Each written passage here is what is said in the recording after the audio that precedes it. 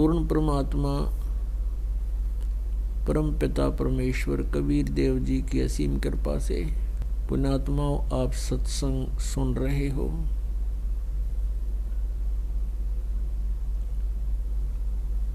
और सत्संग में आने से प्राणी को इस मनुष्य जीवन के उद्देश्य का पता चलता है। परमेश्वर कबीर देव जी ने ही यहाँ सत्संग की व्यवस्था की है। सत्संग का अर्थ होता है जहाँ पर सत्य ज्ञान के प्रवचन किए जाए, आध्यात्मिक सत्य ज्ञान जिसको तत्व ज्ञान कहते हैं। परमेश्वर कबीर देव जी के अतिरिक्त तथा उन महापुरुषों के अतिरिक्त जिनको भगवान मिले थे स्वयं आकर के, किसी को भी सत्संग का ज्ञान नहीं, किसी के पास भी सत्संग नहीं। अपनात्मा ये इतनी कड़वी सत्य है, इतना कड़वा सत्य है ये कि एक बार प्राणी इस बात से एकदम महसूस करता है कि क्या किसी को भी ज्ञान नहीं था, क्या किसी को भी ज्ञान नहीं था। ऋषि महर्षि हुए हैं जिन्होंने चारों वेदों को कंठस्थ याद कर रखा था, चतुर्वेदी कहलाते थे। क्या वे अज्ञानी थे? अब ये शब्द कह दें कि सचमुच वो वास्तव में अज्ञानी थे और इतना कह के छोड़ दिया जाए तो नहीं यकीन हो कि नहीं, ये बात समझ से बाहर की बात है। ऐसे ऐसे सतयुग में ऋषि महर्षि हुए हैं, चारों वेदों को कंठस्थ याद किए हुए थे। क्या उनको वेद ज्ञान नहीं था? नहीं था, नहीं था, नहीं था। पुण्यात्मा उनके साथ तो ऐसा बन गया कि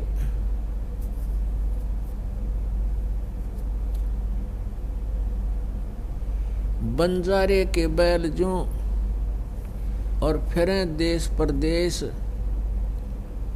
और खांड लाद के भूस खावें बिन सतगुरु उपदेश। अब परमात्मा कहते हैं पीठ मनुखा दाख लदी है और कर राखात बबूल। जैसे ऊंट के ऊपर मनुखा दाख भर रखी थैले में, बोरे में, और वो खावा किक्कर बबूला में, तो उसके पत्ते तोड़ तोड़ कर काटे में मुंह मारे, कमर पे लाद रखी मनुखा दाख। तो इन कौन खांड दे मनुखा दाख? ये तो लद्दे आंडे थे, चारों वेदों को कंठस्थ याद करके ऊंट की तरह लद्दे आंडे थे मनुखा दाख, ये खा नहीं सके। ये तक किक्कर खावे थे, बबूल खावे थे। जैसे श्राद्ध निकाल लो, को मर गया तो उड़ा जा चिमटा गाडो, पहला 13 महीने तक उड़ा रहो, फिर उसकी महीना करते थे, फिर 6 महीने और फिर वर्षों, फिर उनके श्राद्ध शुरू कर दिए। इस काम लगे रहे। ये जितने ऋषि में ऋषि थे यहीं तक सीमित थी इनकी बुद्धि। इनको वेद ज्ञान नहीं था। पुण्यात्मा ये कितना जटिल प्रश्न हो गया। यदि इसका प्रमाण ना दिया जाए तो कोई नहीं सुने और उल्टा इस दास को निंदक की संज्ञा दे देंगे। लेकिन परमात्मा ने रजा बख्शी है आप जी के ऊपर, आप स्वयं शिक्षित हो गए। सारा पूरा विश्व और भारतवर्ष में तो 99% अब शिक्षित हैं और 1% कोई बूढ़ा बुढ़िया पहले के रह रहे हैं, वो भी प्रौढ़ शिक्षा से उनको भी अक्षर ज्ञान जरूर करा दिया। तो अक्षर ज्ञान से सिर्फ इनू समझ में आ जाएगा कि ये दास जो बोल रहे आप सदग्रंथों में प्रमाणित है। आपको थोड़ा सा प्रमाण देते हैं। हमारे ही सदग्रंथ ये बताते हैं, उन्हीं की लीला बताती है कि उन ऋषि महर्षियों को ज्ञान नहीं था। इवन ब्रह्मा विष्णु महेश इनको भी ज्ञान नहीं था। और इवन यहाँ तक कि श्री देवी दुर्गा को भी अध्यात्म पूरा ज्ञान नहीं था, और यहाँ तक इस ब्रह्म को सरपुरुष को भी अध्यात्म पूरा ज्ञान नहीं था। उसने भी गीता अध्याय नंबर 4 के श्लोक नंबर 34 में ऑप्शन छोड़ दिया कि उस परम पिता परमात्मा के जानकारी जिससे पूर्ण मोक्ष होगा, परम शांति होगी, सनातन परम धाम प्राप्त होगा, उस परमेश्वर की जानकारी गीता ज्ञानदाता कहता मेरे पास नहीं है। वो तत्वदर्शी संत बताओगे, उनकी खोज करो। अब आपको झलक दिखाते हैं थोड़ी सी कि ना तो ब्रह्मा को ज्ञान था, ना विष्णु को आध्यात्मिक ज्ञान था, वेद ज्ञान। क्योंकि चारों वेद जो है, ऋग्वेद, यजुर्वेद, सामवेद और अथर्ववेद, ये पहला स्टेप है हमारा, जहाँ से ये ऋषि महर्षि अपना ज्ञान समाप्त करते हैं। जैसे जो अपने आप को महर्षि मानते थे वो कहते हम तो ओम नाम का जाप करते हैं और यही जाप करना चाहिए, ये सुप्रीम मंत्र है, और ब्रह्म सबसे सर्वश्रेष्ठ और समर्थ भगवान है। जहाँ इन्होंने अपना अनुभव छोड़ दिया वहाँ से तो हम स्टार्ट करते हैं आगे जो समर्थ परमात्मा तक पहुँचने के लिए, और इनको वो भी पूरा ज्ञान नहीं था। देखिएगा श्री देवी भागवत गीता प्रेस गोरखपुर से प्रकाशित है। इसमें सारा जाड़ा आ जाएगा, सब प्रमाणित हो जाएगा, कितना तो ब्रह्मा जी को ज्ञान था, कितना विष्णु जी को, और कितना दुर्गा जी को, और कितना इस ऋषि महर्षि सतयुग के ब्राह्मणों को ज्ञान था।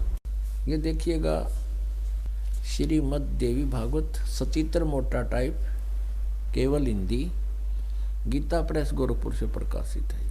और इसके कौन है संपादक यानी अनुवाद करता? हनुमान प्रसाद पोदार, चिमनलाल गोस्वामी। और ये कहाँ से प्रकाशित है? गीता प्रेस गोरखपुर, गोविंद भवन कार्यालय कोलकाता का संस्थान। फोन नंबर और फैक्स नंबर, इनके ईमेल वगैरह ये हैं। इसके 28-29 पृष्ठ पे हम चलेंगे। ये पहला स्कंध और संक्षिप्त देवी भागवत 28 पृष्ठ से हम चलते हैं। यहाँ पर नारद जी और व्यास जी का आपस में संवाद है। व्यास जी जो हैं ये इस 18 पुराणों के राइटर हैं, लेखक हैं, और ये नारद जी से पूछ रहे हैं। नारद जी कहते हैं महाभाग व्यास जी, यानी नारद जी से कोई प्रश्न किया व्यास जी ने तो नारद जी उत्तर दे रहे हैं, जो ब्रह्मा जी के पुत्र हैं नारद जी। नारद जी ने कहा व्यास जी तुम इस विषय में जो पूछ रहे हो ठीक यही प्रश्न मेरे पिताजी ने भगवान श्री हरि से किया था। देवाधिदेव भगवान जगत के स्वामी हैं, लक्ष्मी जी उनकी सेवा में उपस्थित रहती हैं, दिव्य कौस्तुभमणि उनकी शोभा बढ़ाती है, वे शंख चक्र गदा लिए रहते हैं, पीतांबर धारण करते हैं, 4 भुजाएं हैं, वे चराचर जगत के आश्रय दाता हैं, जगत गुरु हैं, एवं देवताओं के भी देवता हैं, यानी भगवानों के भगवान। नारद जी बता रहे हैं कि ब्रह्मा ये विष्णु जी के बारे में कि वो सब जगत प्रभु हैं, जगत के गुरु हैं, यानी सबको ज्ञान देने वाले हैं, देवताओं के देवता हैं। ऐसे जगत प्रभु भगवान श्री हरि महान तप कर रहे थे, उनकी समाधि लगी थी। यह देखकर मेरे पिता ब्रह्मा जी को बड़ा आश्चर्य हुआ, अतः उन्होंने उनसे जानने की इच्छा प्रकट की। यानी ब्रह्मा जी ने विष्णु जी को देखा कि वो कठोर तप कर रहा है, फिर उनसे पूछना चाहा। ब्रह्मा जी ने पूछा प्रभु यानी विष्णु जी से, आप देवताओं के अध्यक्ष, जगत के स्वामी और भूत भविष्य एवं वर्तमान के सभी जीवों के एकमात्र शासक हैं। भगवान फिर आप क्यों तप कर रहे हैं और किस देवता की आराधना में ध्यान मगन है? मुझे असीम आश्चर्य तो यह हो रहा है कि आप देवेश्वर एवं सारे संसार के शासक होते हुए समाधि लगाए बैठे हैं। ब्रह्मा जी के विनित वचन सुनकर भगवान श्री हरि यानी विष्णु जी ने फिर ये मंगल वचन कहे। श्री हरि उनसे कहने लगे, ब्राह्मण सावधान होकर सुनो, मैं अपने मन का विचार व्यक्त करता हूं। देवता, दानव और मानव सब यही जानते हैं कि तुम सृष्टि करते हो, मैं पालन करता हूं और शंकर संहार किया करते हैं। किंतु फिर भी वेद के पारगामी पुरुष अपनी युक्ति से यह सिद्ध करते हैं कि रचने, पालने और संहार करने की यह योग्यता जो हमें मिली है उसकी अधिष्ठात्री शक्ति देवी हैं दुर्गा। वे कहते हैं कि संसार की सृष्टि करने के लिए तुम्हें राजसी शक्ति का संचार हुआ, तुम में। ब्रह्मा जी रजगुण हैं, ये भी स्पष्ट होता जा रहा है। मुझे सात्विक शक्ति मिली है यानी विष्णु जी सतोगुण हैं, और रुद्र में तामसी शक्ति का आविर्भाव हुआ है। उस शक्ति के अभाव में तुम इस संसार की सृष्टि नहीं कर सकते, मैं पालन करने में सफल नहीं हो सकता और रुद्र संहार कार्य करने में भी संभव नहीं। आगे देखो, हम सभी उसी शक्ति के सहारे ही अपने कार्य में सदा सफल होते आए हैं। सुवर्त, प्रत्यक्ष और परोक्ष दोनों उदाहरण मैं तुम्हारे सामने रखता हूं, सुनो। यह निश्चित है कि उस शक्ति के अधीन होकर ही मैं इस शेष नाग की सैया पर सोता और सृष्टि करने का अवसर आते ही जाग जाता हूँ। मैं सदा तप करने में लगा रहता हूँ, उस शक्ति के शासन से कभी मुक्त नहीं रह सकता। कभी अवसर मिला तो लक्ष्मी के साथ सुख पूर्वक समय बिताने का सौभाग्य प्राप्त होता है। मैं कभी तो दानों के साथ युद्ध करता रहता हूँ। अखिल जगत को भय पहुंचाने वाले दैत्यों के विकराल शरीरों को शांत करना मेरा परम कर्तव्य हो जाता है। और फिर लास्ट में निष्कर्ष दे दिया उसने अपनी आध्यात्मिक नॉलेज का, विष्णु जी ने। मुझे सब प्रकार से शक्ति के यानी दुर्गा के, श्री देवी के अधीन होकर रहना पड़ता है। उन्हीं भगवती शक्ति का मैं निरंतर ध्यान किया करता हूँ।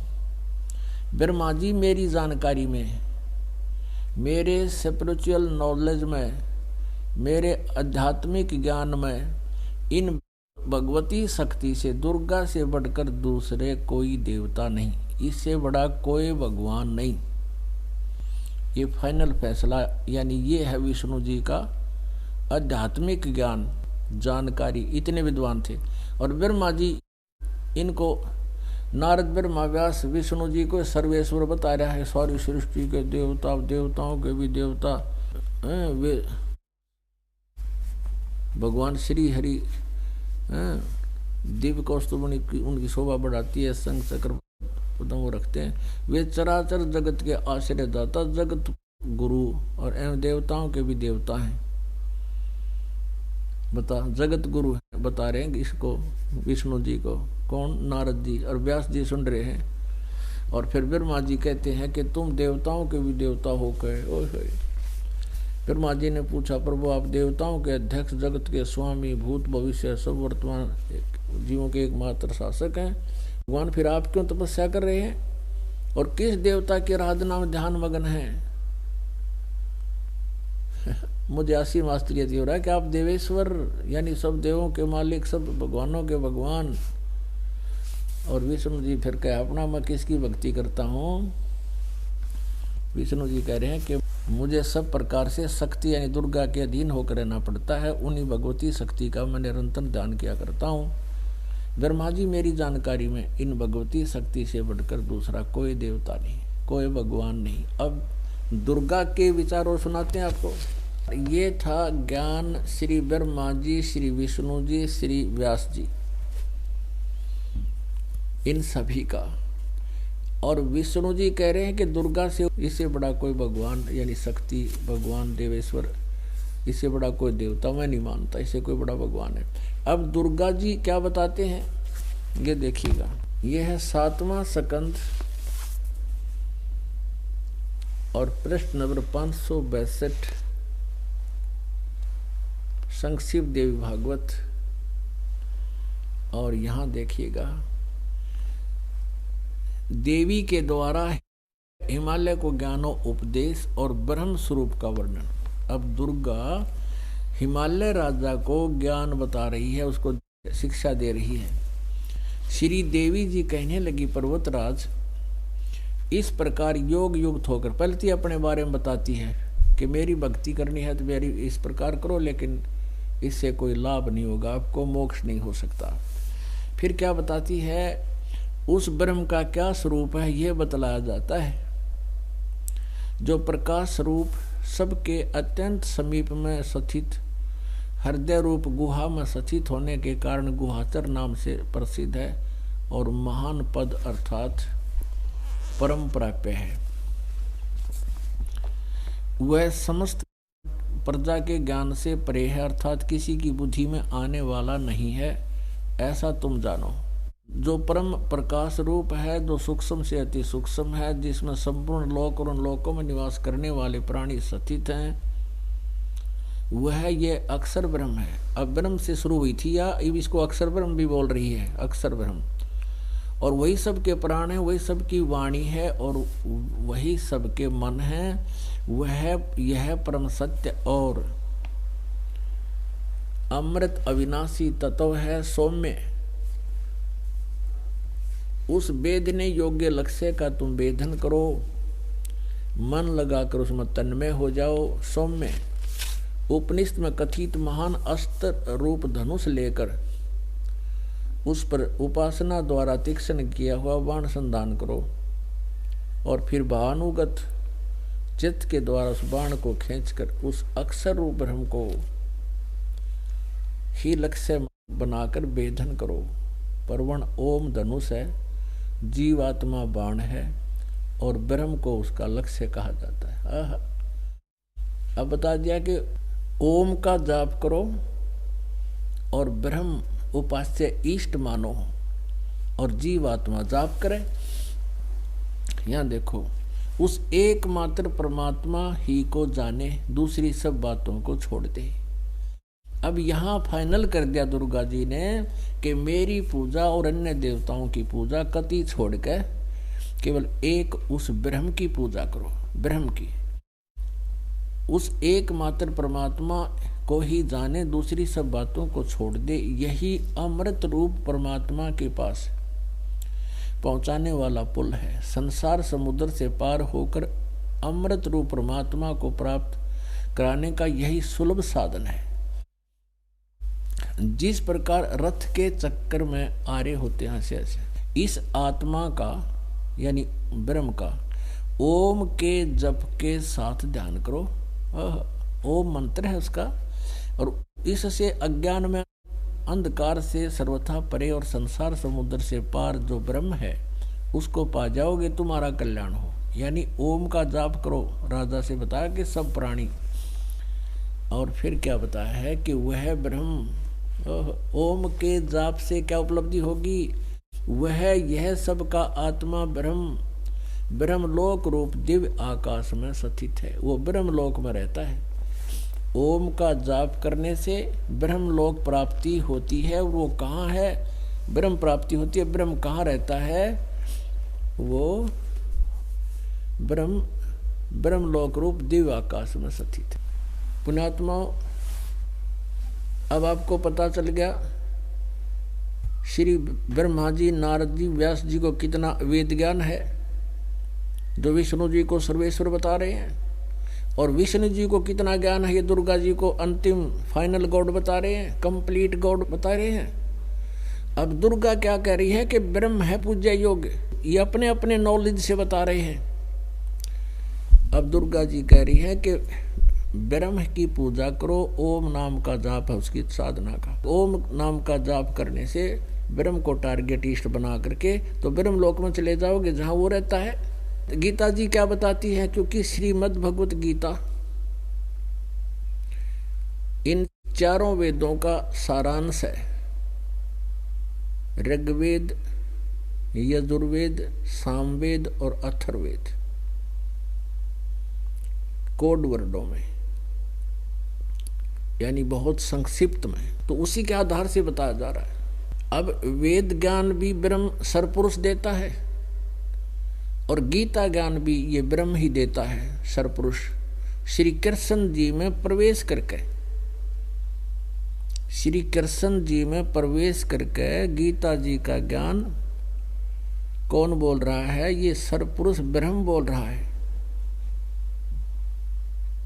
अब ये कैसे प्रवेश करता है, ये थोड़ा सा और लिंक है इससे, तब आपके समझ में आओगी। ये कैसे प्रविष्ट होता है, श्री कृष्ण जी में कैसे प्रवेश हुआ, उसका उदाहरण देते हैं, देखिएगा।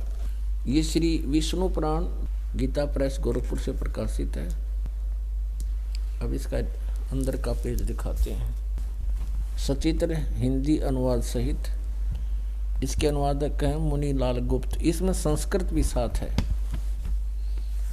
इसके पृष्ठ नंबर 233 पर देखिएगा, चतुर्थ अंश और अध्याय 2, चतुर्थ अंश का अध्याय 2 और 233 पृष्ठ पे पूर्व काल में अध्याय 2 का ये 22वां श्लोक से प्रारंभ करते हैं। पूर्व काल में त्रेता युग में एक बार अति भीषण देव संग्राम हुआ देवताओं का और राक्षसों का, जिसमें महाबलवान दैत्यगण से पराजित हुए देवताओं ने भगवान विष्णु की आराधना की। अब ये काल कैसे छल करता है, जब भी कोई ऋषि महर्षि या कोई साधु संत साधना करते हैं भगवान ब्रह्म पूर्ण परमात्मा की, तो किसी को विष्णु रूप में दर्शन दे देता है, तो वो मान लेते हैं कि ये विष्णु जी जो सतोगुण है ये सुप्रीम पावर है। यहाँ ऐसा ही हुआ। तब आदि अनंत शून्य अशेष जगत प्रतिपालक श्री नारायण ने देवताओं से प्रसन्न होकर कहा, आप लोगों का जो कुछ भी अभिष्ट है वह मैंने जान लिया है, उसके विषय में यह बात सुनिए। यानी देवताओं ने कहा था कि राक्षसों ने हमें पराजित कर दिया है और हमारी रक्षा करो, हमें वापस हमारा राज्य दिलाओ। उसने कहा, भगवान ने कहा इस काल ने कि राजऋषि ससाद का जो पुरंजय नामक पुत्र है, उस अक्षत्रिय श्रेष्ठ के शरीर में मैं अंश मात्र से स्वयं अवतीर्ण होकर, यानी कुछ समय के लिए मैं उसके शरीर में प्रवेश करूंगा। किसके में? पुरंजय के शरीर में, और उन संपूर्ण दैत्यों का नाश करूंगा। अतः तुम लोग पुरंजय को दैत्यों के वध के लिए तैयार करो, यानी युद्ध में उसने खड़ा कर लो पुरंजय को, फिर मैं उसमें प्रवेश कर जाऊंगा। ये काल कहता है।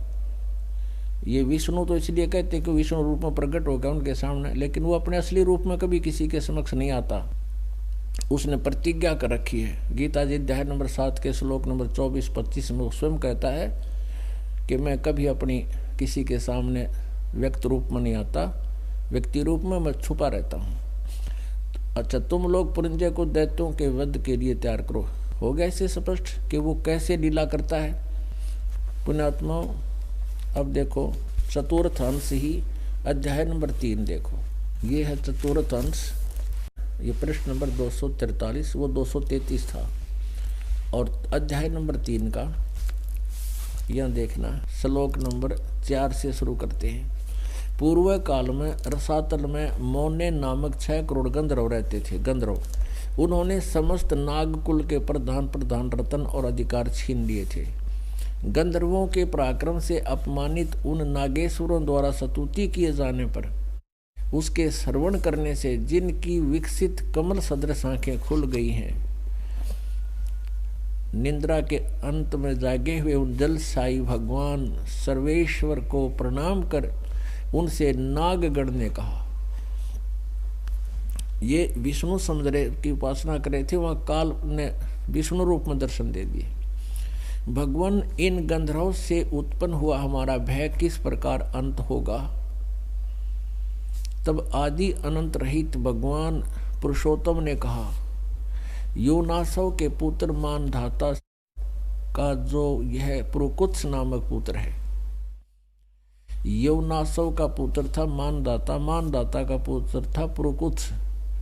कहते उस पुरुकुत्स जो पुत्र है उसमें प्रविष्ट होकर मैं उसके अंदर बढ़ूंगा, भूत की तरह प्रविष्ट होकर मैं उन संपूर्ण दुष्ट गंधर्वों का नाश कर दूंगा। अपने आत्माओं, श्रीमद् भगवत गीता के ज्ञान को किस लिए दिया गया? किस समय दिया गया? जिस समय अर्जुन कौरव पांडवों की आमने सामने सेनाएं खड़ी होगी, युद्ध की तैयारी होगी, और अर्जुन देख रहा सामने वही सब रिश्तेदार, चाचे ताऊ भाई भतीजे रिश्तेदार आपस में खड़े, हम इनको मारेंगे और फिर काय का राज करेंगे। तो वो युद्ध नहीं करना चाहता था। भगवान श्री कृष्ण भी युद्ध कराना नहीं चाहते थे, क्योंकि वो पहले बहुत प्रयत्न कर चुके थे और युद्ध ना करने के कितने प्रिय थे। उन्होंने यहाँ तक फैसला दे दिया था कि एक तरफ मैं खड़ा हूँगा, एक तरफ मेरी सेना होगी, और दोनों पक्षों को क्योंकि कह दिया था कि तुमने जो अच्छा लगे उसको ले लो, और यहाँ तक कह दिया था मैं हथियार भी नहीं उठाऊंगा। तो क्या श्री कृष्ण युद्ध करवाते और वो गीता का ऐसा ज्ञान देते जिससे नाश होना था? ये तो गीता का ज्ञान तो जो बोला वेद ज्ञान है। तो उस समय इस काल ने देखा कि युद्ध नहीं होगा, अर्जुन तो नाट गया, अर्जुन का युद्ध ना करना, युद्ध समाप्त। उसी समय ये काल जैसे इस पुरंजे और पुरकुत्स में प्रवेश हो गया, ऐसे प्रवेश कर गया श्री कृष्ण जी। अब श्री कृष्ण जी से अर्जुन पूछ रहा है, आप कौन हो महानुभाव? वो तो रिश्तेदार था, उसका साला था श्री कृष्ण, तो क्या उसने पहचाना नहीं था वो? क्योंकि उसने अपना असली रूप दिखाया वो था, वो काल उसके अंदर बाहर निकल कर दिखा उसको, और फिर वापस समा गया, फिर कृष्ण दिखे।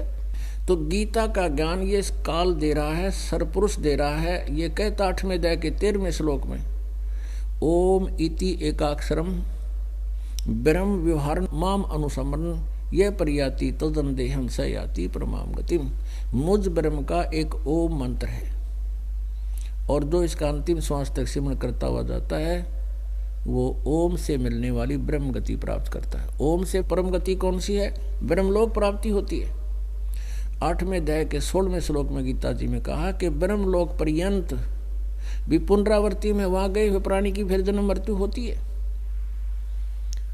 और गीता ज्ञानदाता स्वयं कहता 4थे अध्याय के 5 और 9 में, गीता अध्याय नंबर 4 में कहा कर तुम तेरे मेरे बहुत जन्म हो चुके, तू नहीं जानता मैं जानता हूं। और 9वें श्लोक में कहा 4थे अध्याय के में कि मेरे जन्म और कर्म अलौकिक हैं। अब उसके कर्म अलौकिक न्यू है, वो श्री कृष्ण में प्रवेश करके तो वो अनर्थ करवा दिया, डरा डरू कर अर्जुन को तैयार कर दिया। और गीता के ज्ञान से युद्ध कर सका आदमी, ये तो इतना निर्मल ज्ञान है, युद्ध करता हुआ भी ना करे। और फिर जैसे पुरुकुत्स के अंदर प्रवेश करके उन गंधर्वों का नाश कर दिया, और पुरंजे में प्रवेश करके वो देवताओं को मार डाला। तो कहता ऐसे मेरे कर्म अलौकिक हैं, मैं किसी के सामने नहीं आता, अपनी योग माया से छुपा रहता हूं। 7वें अध्याय के गीता जी के 24 और 25 श्लोक में अपने आत्माओं। अब गीता ज्ञानदाता अपने बारे में कहता है कि मैं भी जन्म मृत्यु में हूं, तू भी जन्म मृत्यु में है, और यहां रहेगा तो युद्ध करना ही पड़ेगा।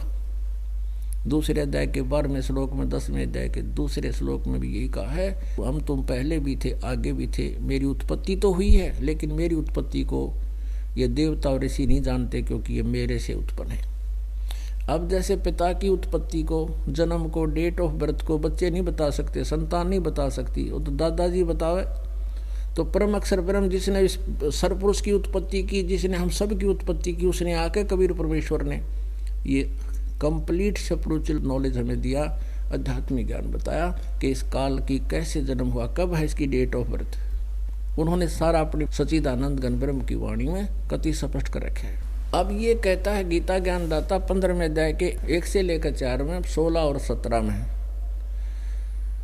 कहा कि ये ऊपर को लटका हुआ संसार रूपी वृक्ष है, ऊपर को जड़ तो पूर्ण परमात्मा समझो, परम अक्षर ब्रह्म, और नीचे को तीनों गुण रूपी शाखा है।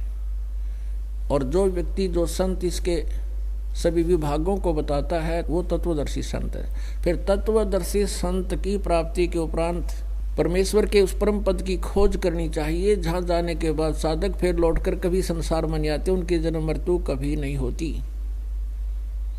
इसीलिए गीता जी अध्याय नंबर 15 के 16 और 17 में श्लोक में कहा है, सरपुरुष और अक्षर पुरुष, इन दोनों प्रभुओं के अंतर्गत जितना भी क्षेत्र है, जितने प्राणी हैं, इन सब नाशवान है और ये भी नाशवान है। जीवात्मा किसी की नहीं मरती। और 17वें में कहा कि उत्तम पुरुष तो अन्य है, वो पुरुषोत्तम यानी वो परम अक्षर ब्रह्म जो तीनों लोकों में प्रवेश करके सबका धारण पोषण करता, वो परमात्मा तो कोई और है इन दोनों से अन्य, वो परम अक्षर ब्रह्म है। 18वें अध्याय के 62वें श्लोक में कहा कि अर्जुन तू सर्वभाव से उस परमेश्वर की शरण में जा, उसकी कृपा से ही तू परम शांति को और सनातन परम धाम को प्राप्त होगा।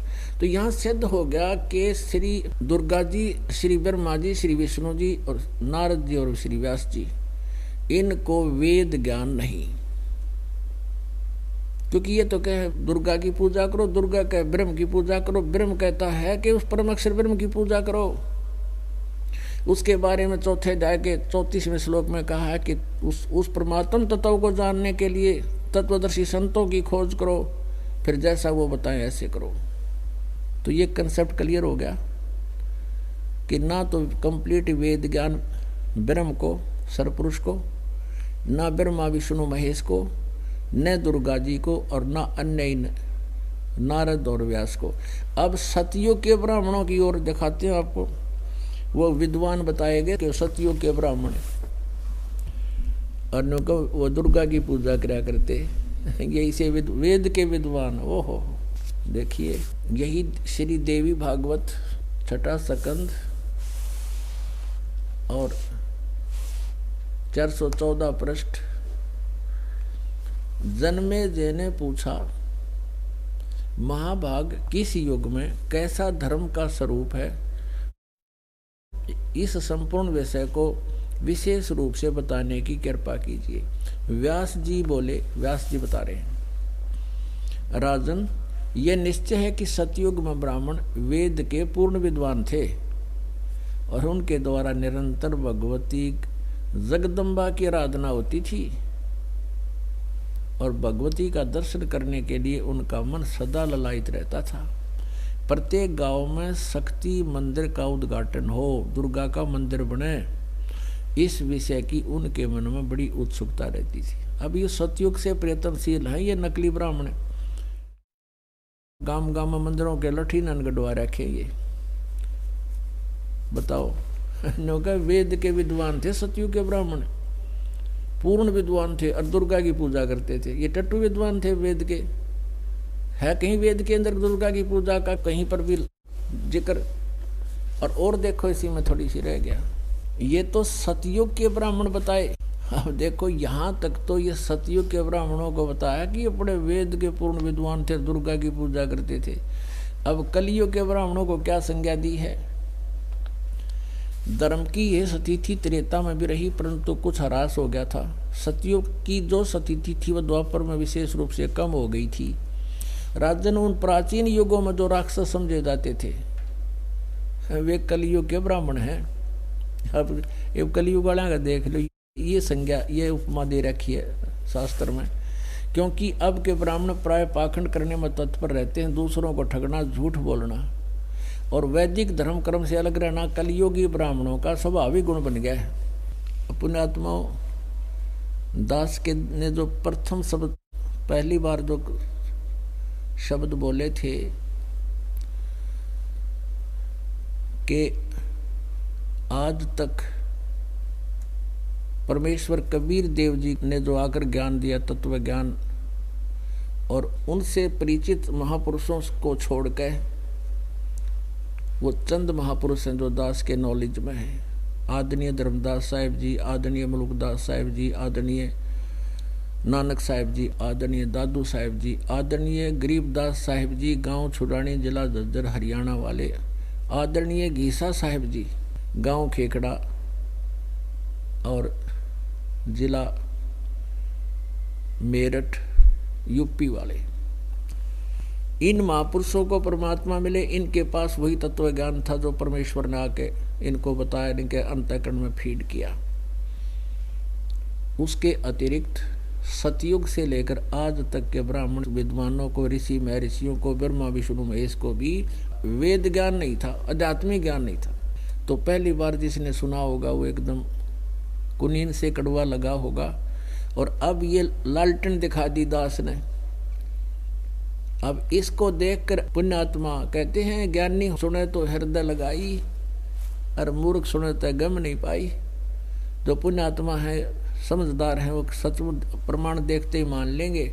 और फिर परमात्मा के इतने प्रमाण देख कभी जो बकवाद घटता है, जान बूझ साची तजय करे झूठ तने अर्ता की संगत है प्रभु स्वप्न में भी ना दे। इसे नालायक की तो शकल भी ना देखनी चाहिए। जो इतने प्रमाण देखकर फिर बकवास करता है तो महापराधी प्राणी है, दुष्ट है, भगवान का जो है ना वो शत्रु है, पूरे मानव समाज का शत्रु है। तो पुण्यात्मा अब इनकी बकवाद करने एक दाड़ा निकले, क्योंकि आप स्वयं शिक्षित हो गए। सदग्रंथ हमारे पास हैं, सबके घर रखे हैं, खासकर हिंदू धर्म में तो ये सारे गीता प्रेस गोरखपुर से प्रकाशित देख लो खोल के। ये दास एक बार औरंगाबाद सत्संग कर रहा था महाराष्ट्र में, ऐसे प्रोजेक्ट लगाकर सत्संग दिखा रहे थे। 5-7 बुजुर्ग से बैठे, कभी नो देखें तो उन्होंने कहा कि ये संत कोई षड्यंत्रकारी नजर आता हमें। इसने ऊपर तो गीता प्रेस गोरखपुर का कवर चढ़ा रखा, अंदर इसने सारी बातें अपनी गलत भर रखी है। उन्हें प्रश्न नंबर वे अध्याय नंबर सारे नोट करके रखी थी, जाते देखे सामने। तो जब वो चर्चा कर रहे थे तब भगत बैठे थे हमारे, वो सुन रहे थे।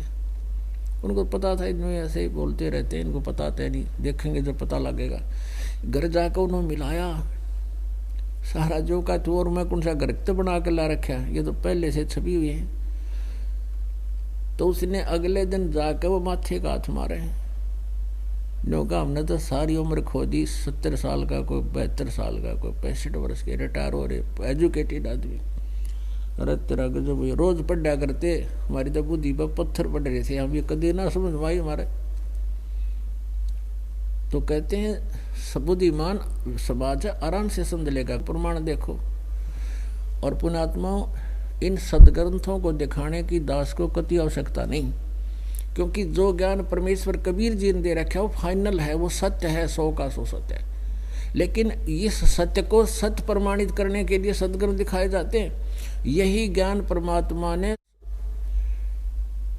आज से 600 वर्ष पहले कहा था, निरंजन धन तेरा दरबार, निरंजन धन तेरा दरबार, जहाँ पर तनिक न न्याय विचार, वैसा ओडे मुल मुल खासा गल मोतियों के आर, वैसा ओडे मुल मुल खासा गल मोतियों के हार, पतिव्रता को मिले न खादी सूखा निरस आहार, निरंजन धन तेरा दरबार, निरंजन धन तेरा दरबार।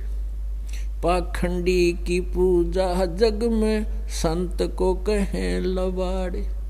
परमात्मा कहा करते ये ब्रह्मा विष्णु महेश ये सारे नासवान हैं, इनको कह का नहीं पता, तुम्हारे गुरुओं ने ब्राह्मणों ने ऋषियों ने वेद ज्ञान नहीं है। तो क्या कहा करते, ये लबाड़ है, जुलाहा धानक कबीर, ये झूठ बोलता है, इसको कुछ पता नहीं वेदों और गीता और सदग्रंथों का पुराणों का, ये अशिक्षित है, ऊट पटांग बकवास करता है। और वो मंडलेश्वर पाकरे जी ने कहेगा नहीं बेरा था, क्या कहते थे भगवान, पाखंडी की पूजा जुग में संत को कहें लबाड़े, पाखंडी की पूजा जग में संत को कहें लबाड़े, अज्ञानी को परम विवेकी ज्ञानी को मूड गंवार, निरंजन धन तेरा दरबार,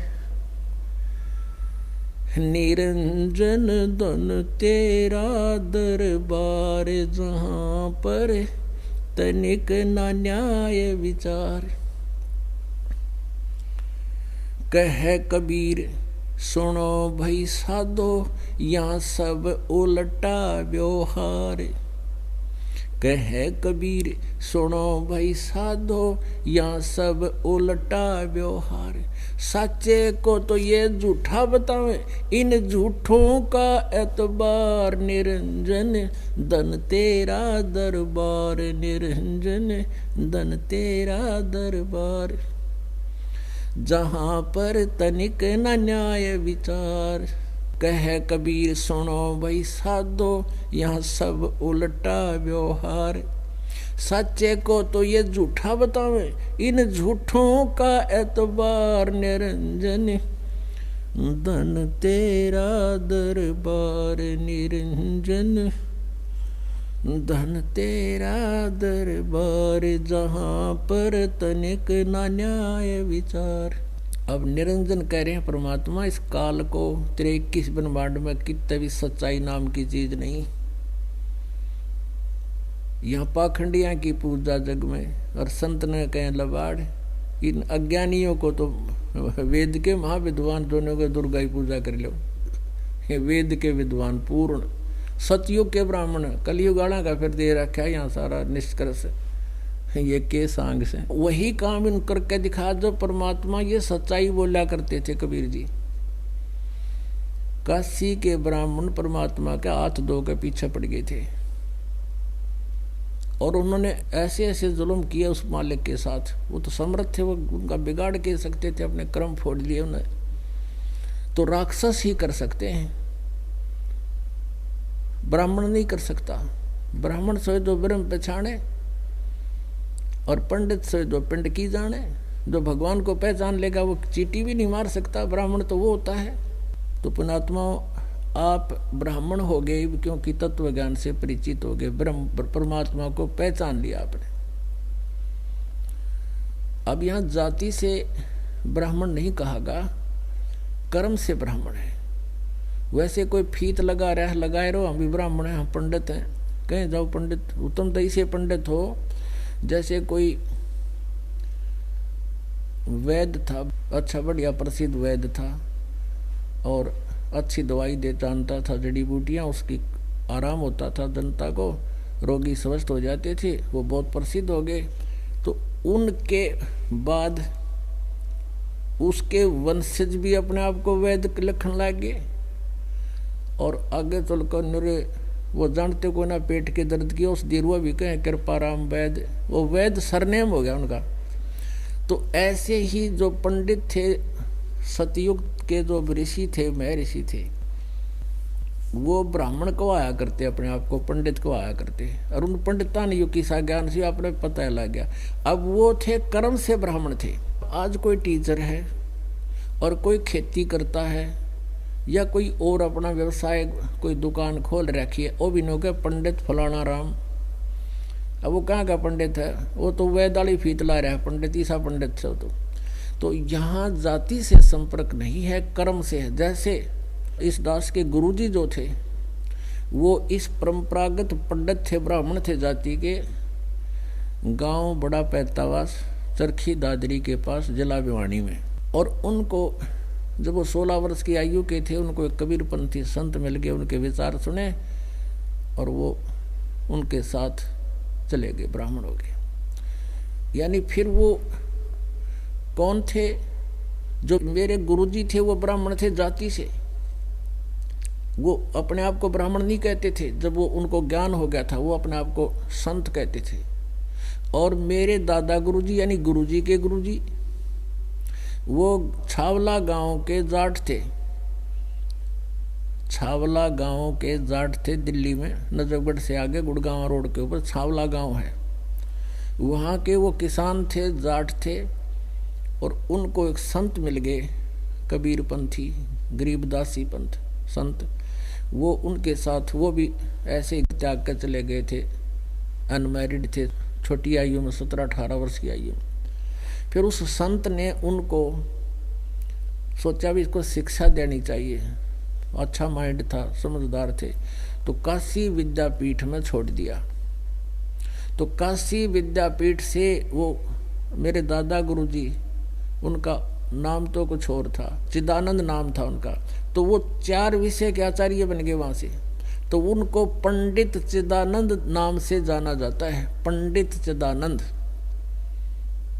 और उनका खरखोदा के पास एक गोपालपुर गांव है, वहाँ हमारे दादा गुरुजी का आश्रम बना हुआ है। उस पर लिखा हुआ है बोर्ड पे, पंडित चिदानंद जी आश्रम, गोपालपुर, गरीबदासी। और मेरे गुरुदेव थे वो ब्राह्मण थे, ये वैदाली फीत वाले, उन्हें कभी नहीं अपने आप को ब्राह्मण कहा, वो अपने आप को संत कहते थे। और मेरे दादा गुरुजी जाट होते हुए पंडित थे। तो यहाँ इस बात को समझना चाहिए, दास का कोई उद्देश्य किसी जाति विशेष या वर्ग के साथ नहीं है। हमारा इस तत्व ज्ञान को ऊपर लाना है और समझना है भगवान को और समझाना है।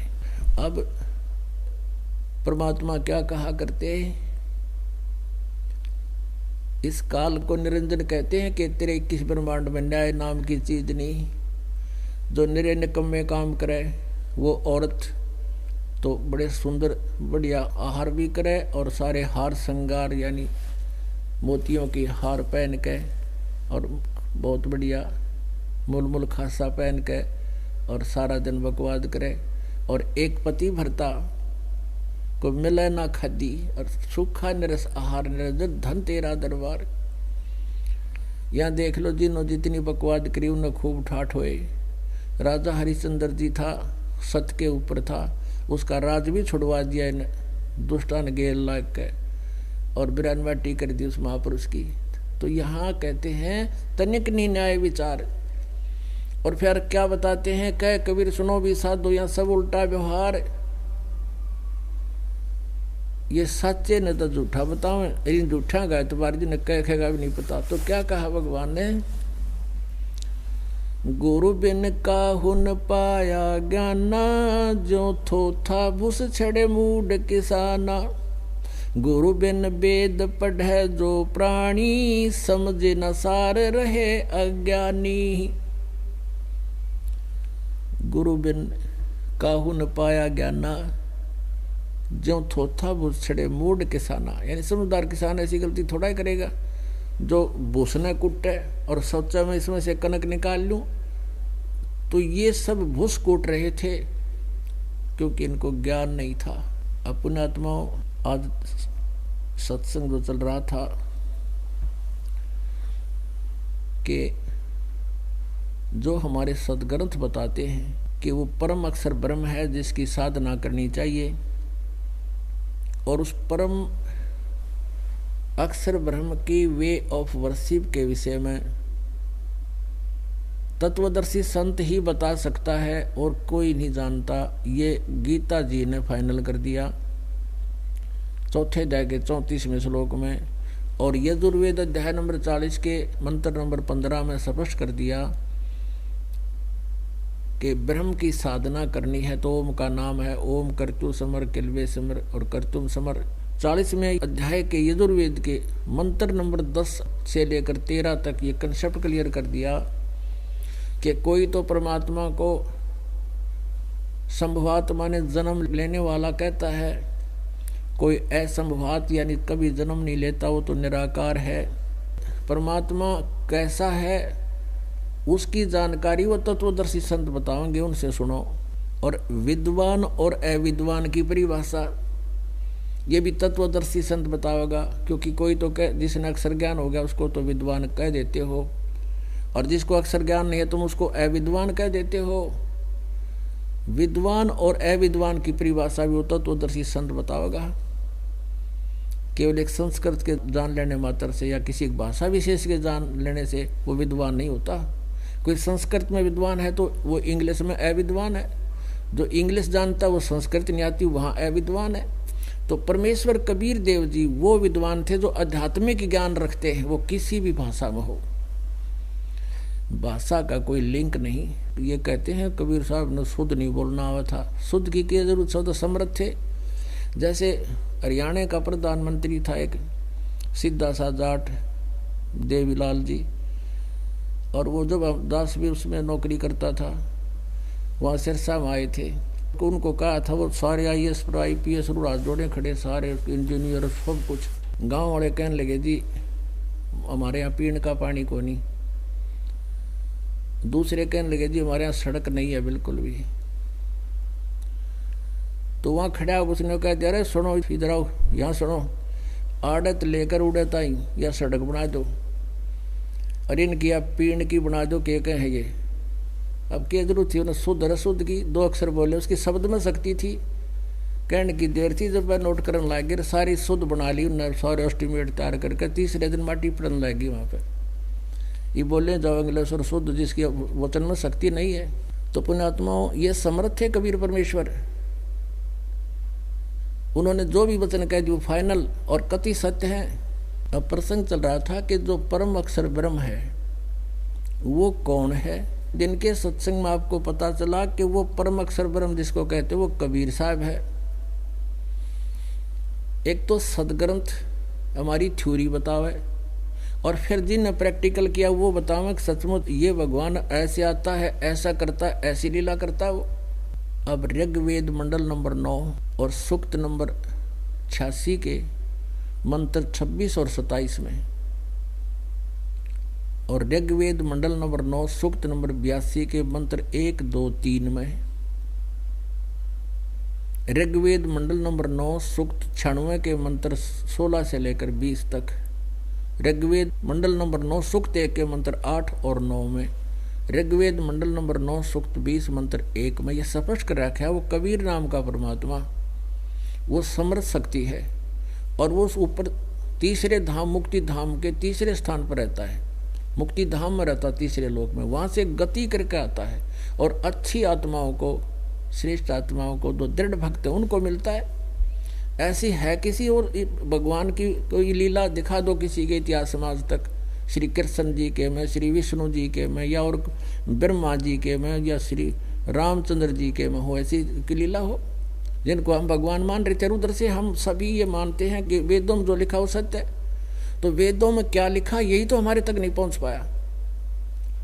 और परमात्मा ने जो वेदों में लिखा था, पुराणों में लिखा था, गीता जी में लिखा था, वो जो का तुम अपनी सिंपल लैंग्वेज में लिपिबद्ध करवाएगी, वो अपनी अमरवाणी में, कबीर वाणी में, गीता जी अध्याय नंबर 4 के श्लोक नंबर 32 में कहा कि जो ब्रह्मणे मुखे, जो सच्चिदानंद घन ब्रह्म ने अपने मुख से जो वाणी बोली है, उसमें इन आध्यात्मिक यज्ञों का यानी धार्मिक अनुष्ठानों का विस्तार के साथ विवरण है, और उसको जानकर तू सभी कर्मों से सर्वथा मुक्त हो जाएगा, तेरा फिर जन्म नहीं होगा। वो तत्व ज्ञान है, और उस तत्व ज्ञान को ना गीता ज्ञानदाता जानता, ना वेद ज्ञानदाता, ये ब्रह्म ही है, ना ये कहता है कि नहीं उसको तत्वदर्शी संत बताएंगे। तो परमेश्वर स्वयं ही तत्वदर्शी संत की भूमिका करने आता, वो तत्व ज्ञान बताता है। अब ये प्रमाण थोड़ा सा और दिखाते हैं। ये देखिएगा ऋग्वेद मंडल नंबर 9, ये 9-10 इकट्ठा इन्होंने चलित किया है अनुवाद करके। ये कहाँ से छपा है? प्रकाशक है सार्वदेशी कार्य प्रतिनिधि सभा, महर्षि दवान भवन, रामलीला मैदान, नई दिल्ली 2। कहाँ से छपा? वो ऊपर से प्रकाशक है, ये यहाँ से छपा है Prince offset printers, 1510 Pataudi house, Daryaganj, नई दिल्ली से। ऋग्वेद मंडल नंबर 9 सूक्त 86 इसके मंत्र नंबर ये 26 में इन्हीं का अनुवाद है।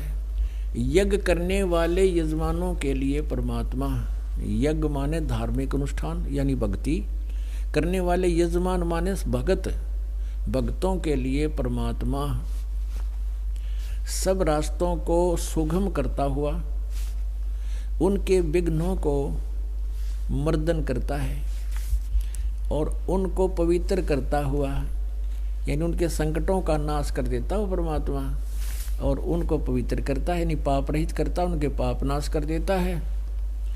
और निर्निजम अपने रूप को, ये कई जगह लिखा है इन्होंने, और भी श्लोकों में है।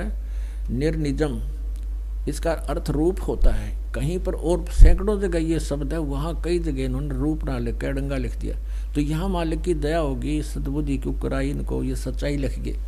अपने रूप को यानी साकार हुआ, सरल करता हुआ, जैसे आज आपने दिन में गरीबदास जी की वाणी में सुना था कि तेज पुंज अन्य दे धर के ईश्वत हमको भेंट ही, हल्का तेज पुंज का शरीर करके आता हो परमात्मा, वह कांति में परमात्मा। इन्होंने कबीर का अर्थ सर्वज्ञ कर दिया। ये देखो यहाँ है कबीर, कबीर अत्यो, इसने अत्य तो अलग ले लिया, अत्यो तो यूँ कर दिया, और इसको अलग कर दिया, कबीर बना दिया इस अक्षर का कबीर। हम इसको कबीर बोलने लगे, कबीर हम कबीर कहते हैं वह को, तो कबीर देव कहने लगे हम इसको। इन्होंने इसका अर्थ कर दिया इस प्रकार लिख कर कबीर, यो कबीर है, कबीर भी बोले, जैसे पुनर कहो चाहे पुनः कहो, कवि कहो चाहे कबीर कहो, इसका अर्थ कर दिया सर्वज्ञ। अब आपको दिखाते हैं इन्हीं के द्वारा यथार्थ अनुवाद कैसे करना चाहिए था। पुण्यात्माओं, ये वेदों को समझ नहीं सके, जहाँ इनका समझ में नहीं आया वहाँ इन्होंने अड़ंगा कर दिया, अनर्थ कर दिए। अब जैसे यजुर्वेद है, यजुर्वेद की महिमा कहीं पर गाई जा रही हो, लिख रखी हो कहीं पर, तो और उसमें यजु शब्द हो और यजु का अर्थ कर दिया जाए कि भक्ति योग्य साधनाएं, और ये लिखे नहीं कि ये यजुर्वेद के विषय में कहा जा रहा, तो उस यजुर्वेद को कैसे खोजोगे जिसके बारे में सारी महिमा भर रखी है। इसी प्रकार ये वेद कबीर देव कबीर साहब की महिमा से परिपूर्ण है। परमेश्वर ने स्वयं कहा था कि वेद मेरा भेद है, मैं मिलो वेदन से नाही, और जौन वेद से मैं मिलूं वो वेद जानते नहीं। वेद, ये चारों वेद मेरा भेद है, मेरी जानकारी दे रहे हैं, लेकिन इन वेदों से मैं नहीं प्राप्त हो सकता, क्योंकि इनमें वे ऑफ वर्शिप नहीं है जिससे मैं मिलूं। और जिस वेद में सच्चिदानंद घनब्रह्म की वाणी में यानी स्वयं परमात्मा ने आकर सूक्ष्म वेद दिया, उसमें परमेश्वर के पाने के वो मंत्र हैं जो दास आपको अब दे रहा है।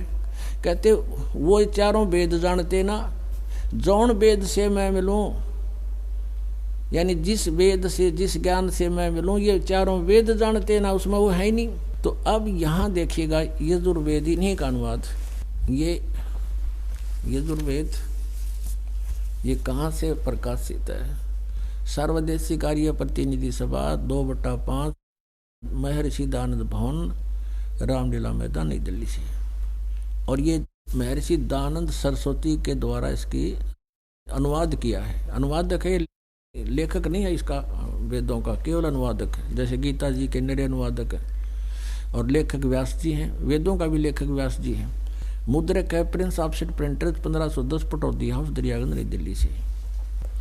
इसमें इनके 36 नंबर अध्याय में यजुर्वेद, इन वेदों का वर्णन है। ये देखिएगा 33वां अध्याय 36वां अध्याय। इसके प्रथम मंत्र में लिखा है रचम वाचम परपदे मनो यजु, यजुर कहो चाहे यजु कहो, परपदे। अपने आत्मा इसका अनुवाद यहाँ किया इसने। यहाँ पर ये यजु शब्द है मूल पाठ में, यजु, यजुर कहो चाहे यजु कहो। तो अनुवाद करता है, क्योंकि ये महिमा यहाँ यजुर्वेद के विषय में चल रही है, तो यहाँ यजुर्वेद लिखना पड़ा। ये सिंपल इतना लिखा है मूल पाठ में, और फिर उसका अनुवाद करते समय अनुवादक सही अपनी निष्पक्ष अनुवाद करेगा, तो ये लिखना पड़ेगा यजुर्वेद। ये लिख दिया इसने बिल्कुल। हम इसको यजुर्वेद बोलते हैं, और यहाँ इस यजुर्वेद ना लिख के यहाँ लिख देते यज्ञ सतुतियाँ। यजुर्वेद ने किधर खोजा आदमी कि वो कहाँ किस जो ये गुण लिखे हैं उस कहाँ किस में है। यजुर्वेद सतुतियाँ, ये करने योग्य साधनाएं, तो ये यजुर्वेद लिखना पड़ेगा इसने। ये ठीक किया यहाँ पर। इसी प्रकार जहाँ कबीर लिखा है वो कबीर देव लिखना पड़ेगा, क्योंकि वो कबीर साहब के बारे में जानकारी है, परमेश्वर के बारे में जानकारी है। उसका अर्थ कर दिया सर्वज्ञ। सर्वज्ञ कोई है कभी आज तक हुआ है? पुण्यात्माओं, यदि कहीं पर कवि की महिमा चल रही हो और वहाँ कवि का अर्थ कवि ही लिख दे, सर्वज्ञ नहीं लिख सकते उसका, वो कवि ही लिखना पड़ेगा। और यहाँ महिमा चल रही परमात्मा की, कबीर देव चाहिए था। ये देखिएगा, अब पढ़िए इस पूरे ऋग्वेद के कुछ चुने हुए मंत्रों को। अब फिर हम आगे हैं ऋग्वेद पर। यजुर्वेद रख दिया हमने, अब फिर आगे ऋग्वेद पर यजुर्वेद रख दिया। सिर्फ इतना प्रमाणित करना था कि जहाँ यजु लिखा है यजुर्वेद लिखना चाहिए। अब हम ऋग्वेद मंडल नंबर 9 सूक्त नंबर 86 के मंत्र नंबर 26 को पुनः पढ़ेंगे।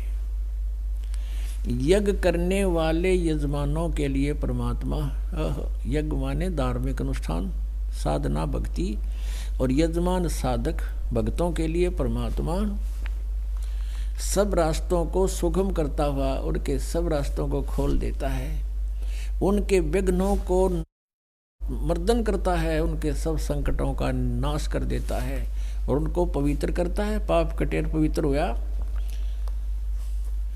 और अपने रूप को सरल करता हुआ, क्योंकि परमात्मा का ओरिजिनल जो शरीर है, एक सतीथि में जो सतलोक में रहते हैं सथिरे, वो तो एक रोमकोक में करोड़ सूर्य मिला दे, करोड़ चंद्रमा, इतनी रोशनी है, हम उसको देख नहीं सकते, हमारी आंखें बंद हो जाए। तो वो अपने रूप को सरल करता हुआ आए है, अन्य रूप धारण करके वह कांति में परमात्मा कबीर देव, यहाँ लिखना था कबीर देव विद्युत के समान, हम उसको कबीर साहब कहते हैं, वो कबीर साहब विद्युत यानी आकाशीय बिजली के समान क्रीड़ा करता हुआ वर्णीय पुरुष को प्राप्त होता। वर्णीय माने नेक आत्मा को, अच्छी आत्मा को प्राप्त होता है।